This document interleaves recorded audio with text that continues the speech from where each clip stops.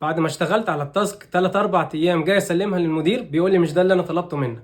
امال انت كنت طالب ايه؟ ما ده اللي اتفقنا عليه من الاول، وده اللي انت ايه اللي اعمله بالظبط. طب هنعمل ايه مع المدير ده؟ خلينا نعتبر ان هو نساي، مش هنقول ان هو بيغير كلامه. لو عندك مدير او عميل بنفس الشكل ده تتعامل معاه ازاي؟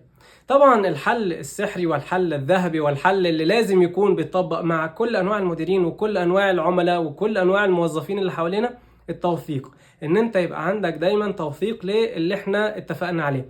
والله requirements دي انت طلبتها بالشكل ده، طيب as per our meeting 1 2 3. مش لازم يبقى ايميل لو هو بيتضايق من الايميل، عشان في ناس بتبعت لهم ايميل يقول لك ايه يا عم الكلام ده كله والايميل الطويل ده كله.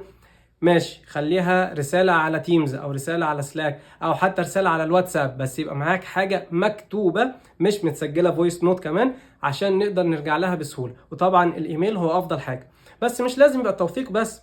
ممكن في الميتينجز دي تطلب ريفرنس. والله وريني انت عايزها ازاي، وريني انت شفتها عند شركة تانية، عند ريبورت تاني كنا عملناه قبل كده، حاجة قديمة انت بتحب تعملها عشان اعمل لك زيها، عشان نحط عليها التاتش بتاعنا. مش هنعمل هي بالظبط، ولكن يبقى ده ريفرنس بالنسبه لنا نقدر ان احنا نرجع له.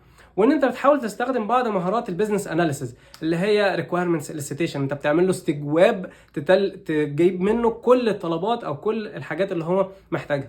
دي بعض الحلول اللي ممكن تتعامل فيها او تتعامل بيها مع المدير النساي اللي هو بيغير كلامه عن غير قصد. هو مش قصد انه يعمل كده طبعا، بس انت ممكن تستخدم معاه الطرق دي عشان تتجنب انك تعيد الشغل تاني.